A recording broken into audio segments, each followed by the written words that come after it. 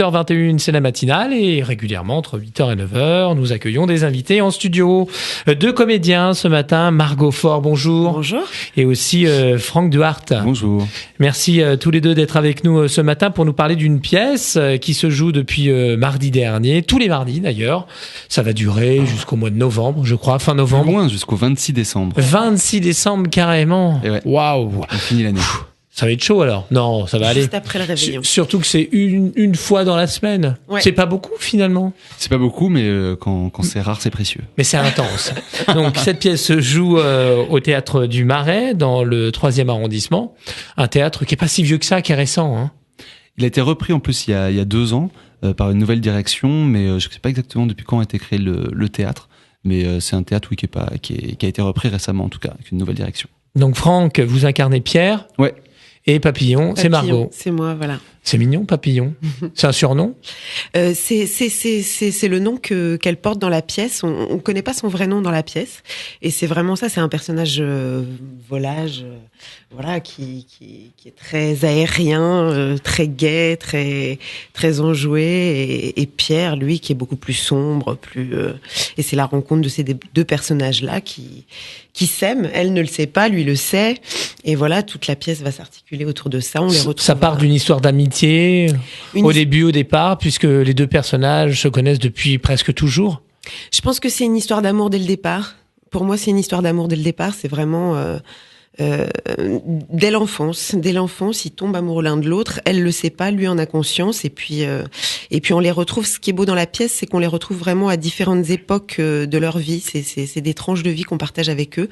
Une intimité très forte. C'est un texte très fin, très vrai, qui permet, pour les acteurs, c'est un vrai régal à jouer. Et la salle du Marais nous permet une belle intimité comme ça qu'on donne à voir, et je pense que voilà, enfin pour moi c'est très très agréable à jouer avec Franck en plus. C'est une pièce qui a été créée en 98, il me semble, de Muriel Magellan, c'est ça ? C'est ça. Et que vous reprenez et que vous avez un petit peu revisité. C'est le texte de la pièce, hein, on n'a pas revisité. Mais peut-être modernisé avec l'époque actuelle. C'est-à-dire que on se l'est approprié à nous. Après, dans l'époque actuelle, oui, effectivement, mais c'est surtout, voilà, c'est vraiment des personnages qu'on peut, voilà, c'est nous, on se les approprie, on est vraiment, on les incarne complètement, quoi. Oui, parce que quand on a choisi la pièce, je me souviens au départ, c'était Margot, on se connaît d'avant et on s'est connus sur d'autres projets professionnels. Moi, je connaissais pas Margot, hein, désolé, je connaissais Franck. Et voilà, je suis ravi. Je vous présente à tous Margot. On s'était rencontrés, on a eu l'occasion de travailler quelques scènes de rapports amoureux ensemble, et elle m'a dit mais ça marche tellement bien, il faudrait qu'on fasse une comédie romantique ensemble. J'avais trop bu, je crois. Et en fait, aujourd'hui, ils se sont mariés, c'est vrai, dans la vie de tous les jours. Elle a dit pas encore. Pas encore. Mais du coup, on a trouvé cette pièce et j'ai dit à Margot, mais c'est fou, les personnages semblent être écrits pour nous. Papillon, dans la vie, c'est vrai qu'on est assez proche de ces personnages. Ah oui, c'est marrant parce que la plupart du temps, quand on incarne un rôle au cinéma, c'est un petit peu notre personnalité, mais pas trop. C'est le cas ou ici. même dans une pièce de théâtre. Non plus. Attends, c'est pas trop. Rassure, Parce que c'est un peu exagéré. C'est un peu, mais en tout cas, c'est comme on dit, nos emplois. C'est nos karmas, ouais. Voilà, c'est un peu nos emplois, c'est un peu. C'est grosso modo les grandes lignes. Voilà. Ouais. Et notre rapport est très juste dedans. Enfin, voilà. Du coup, ça aide et c'est agréable aussi du coup de jouer. Bien sûr qu'on est différents dans la vie, qu'il y a des choses qui sont pas totalement, c'est pas exactement nous, mais c'est agréable de jouer avec ça. Voilà. Puis il y a un côté très cinéma en fait. Voilà. Puis au théâtre du Marais, c'est une salle qui est très très bien faite avec une bonne acoustique. On n'a pas besoin de porter la voix. On n'est pas au théâtre. C'est vraiment les gens ont une fenêtre ouverte chez nous, quoi. Et moi j'adore ça au théâtre. Comment vous évoluez sur scène? Donc c'est en plusieurs parties. Comme vous l'avez dit, Margot, on démarre plutôt au moment de votre jeunesse, l'adolescence. Au moment de l'adolescence, ouais, voilà. C'est ça qui est drôle à jouer d'ailleurs. Ouais. Alors non, il y a des... vous vous mettez des doigts dans le nez, vous parlez un peu bizarrement. Alors il y a même une partie, on va pas tout dévoiler, mais il y a une partie où on a un passage de leur toute jeune enfance. Il y a aussi un passage de leur adolescence. Et puis après, c'est un peu un puzzle, c'est un peu un patchwork où c'est au spectateur un peu de rassembler, de recoller les morceaux un peu comme il l'imagine aussi. Mais enfin, les scènes d'adolescence, justement, vous disiez comment vous faites, vous mettez les doigts dans le nez. Ben non, pas du tout. Justement, c'est assez fin, quoi. Il y a quelque chose où il y a l'adolescence est évoquée. C'est pas, voilà, on surjoue pas les ados. On surjoue pas les ados, voilà. Puis ça passe très vite et après on est dans un rapport adulte où ils se retrouvent 15 ans après et justement c'est un peu comment se souvenir de ce rapport qu'on s'était connu plus jeune. D'ailleurs tout est lié à ça pour Pierre parce que Pierre se souvient de leur rencontre quand ils étaient enfants. Il a un souvenir très précis. Parce que lui, il est très carré dans sa tête, alors que Papillon l'a oublié et tout un fil rouge. C'est quel souvenir Je peux. Tu peux pas. Si, je peux. Elle l'a aidé à un moment. Il s'est fait un peu embêter dans la cour de récréation et elle l'a aidé. Et lui, il s'en souvient très précisément. Et elle l'a oublié. Et c'est un des fils rouges de la pièce. Il lui dit souvent, mais est-ce que tu t'en rappelles qu'on s'est connus avant? Et elle l'a oublié. Donc, il y a un peu ça. Il y a un peu un parcours, un labyrinthe dans leur relation. Ils se croisent. Après, ils se retrouvent, donc, comme on dit, 15 ans plus tard. Mais elle est en couple. Lui, il est aussi il est fiancé. Donc, il va falloir, il y a beaucoup d'étapes. Il va falloir qu'ils se retrouvent et qu'ils prennent un nouveau chemin ensemble. Donc sa fiancée, on la voit pas. Elle s'appelle Geneviève. On la voit pas, mais il y a beaucoup de personnages. Effectivement, ils sont cités. Oui, c'est ça aussi, c'est que on est deux sur scène, mais on évoque beaucoup d'autres personnages, beaucoup d'autres situations. Et là aussi, c'est un peu comment ils sont par rapport aux autres et comment ils font pour se retrouver et se trouver un petit nid entre eux, est-ce qu'ils vont y arriver. Ouais, puis je pense qu'avec très peu d'éléments, on arrive à faire vivre vraiment des lieux, des époques, des moments différents de leur vie. C'est ça qui est chouette aussi dans le spectacle. Et qui pour nous est génial parce que du coup, c'est des petites scènes, ça dure 1 heure le spectacle et du coup, on est toutes les 10 minutes, on change d'univers, donc on change d'époque, donc 5 ans plus tard, 2 ans plus tôt, 3 ans après, c'est hyper agréable. Du coup, il y a plein de choses à jouer. Donc c'est une reprise, la pièce, on l'a dit, créée en 98. Pourquoi avoir choisi de la reprendre?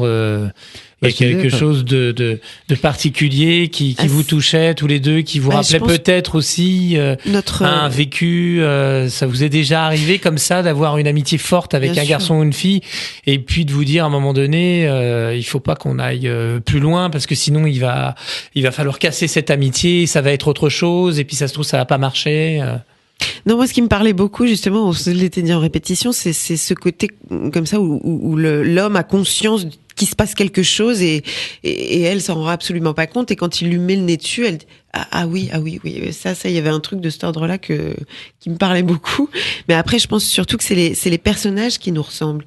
Et on a choisi cette pièce-là aussi pour ça, parce que ça fonctionnait dans le rapport.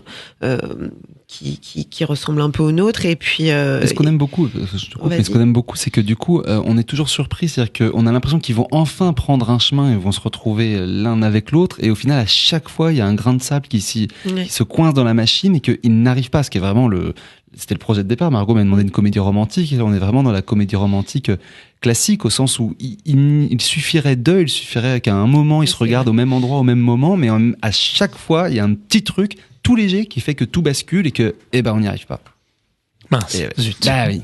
Nous allons nous retrouver dans un instant, toujours avec Margot Faure et Franck Duhart, pour parler encore de la pièce Pierre et Papillon.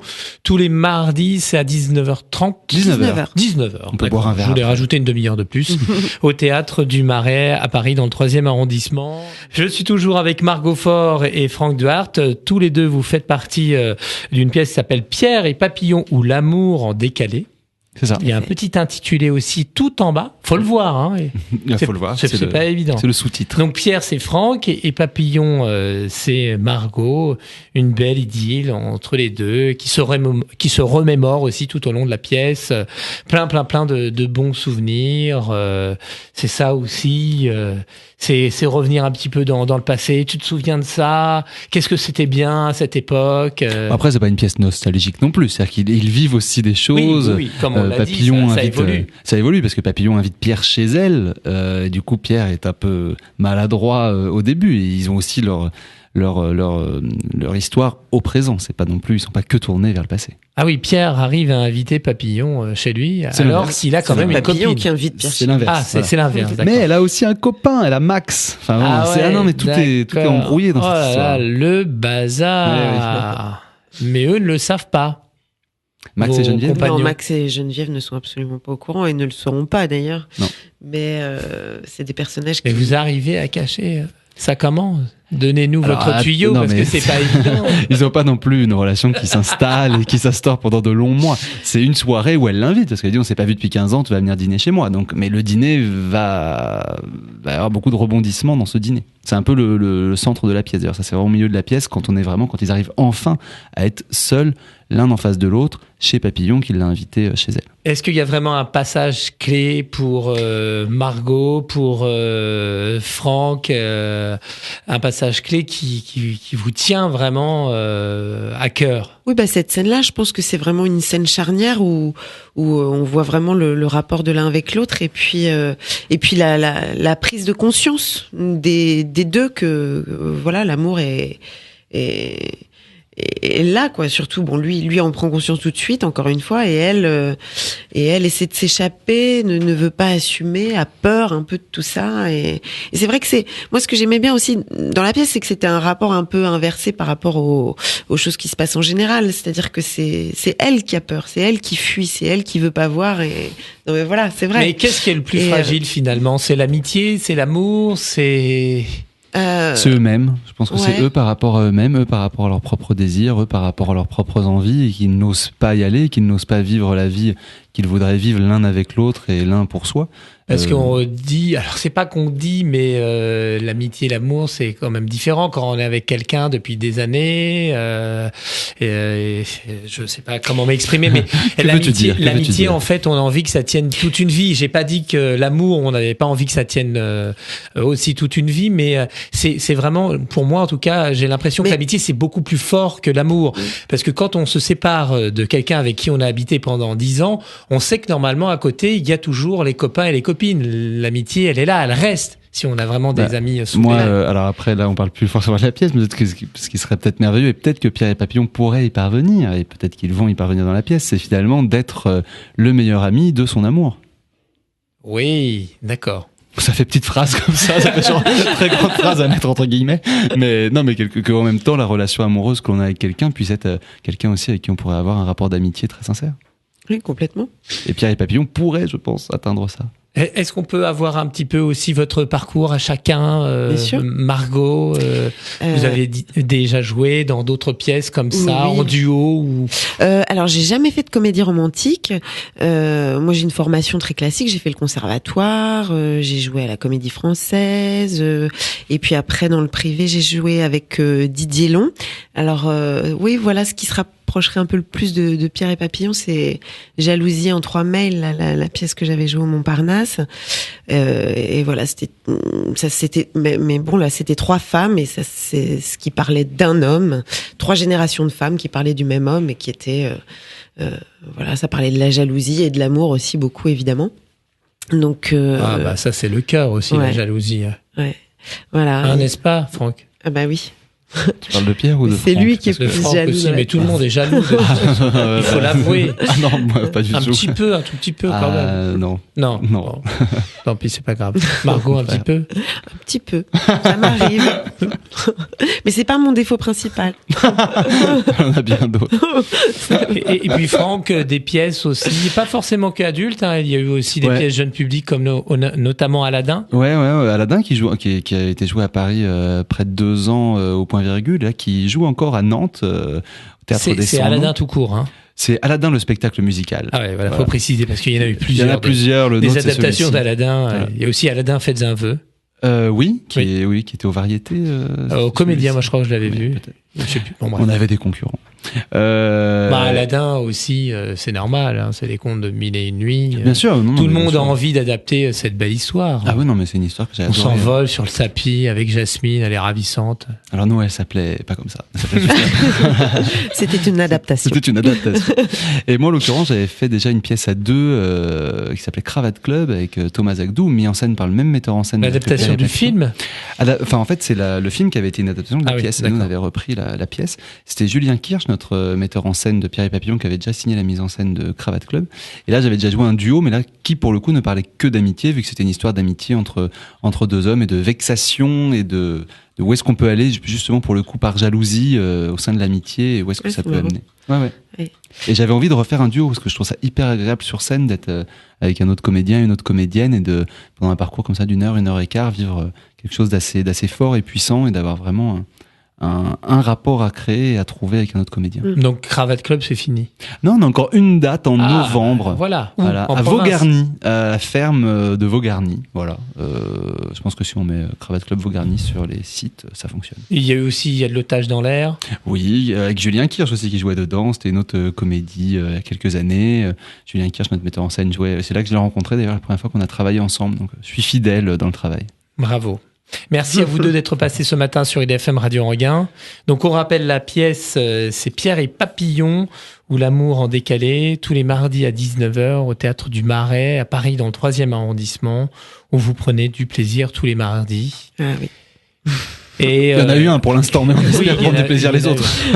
La première, c'est on a pris beaucoup de plaisir. Vous aviez quand même répété un petit peu auparavant. Un petit peu. Vous vous étiez mis dans les conditions.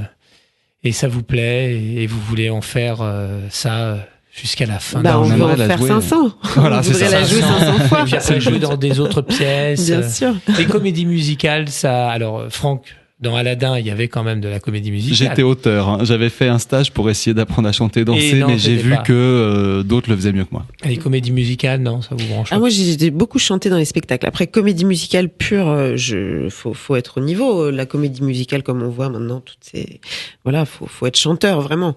Mais après, pousser la chansonnette dans un spectacle, j'adore ça. On va en rajouter une. Si tu veux. Faut pas trop me tenter parce que. Merci encore à vous deux d'être passés ce matin sur IDFM Radio Enghien.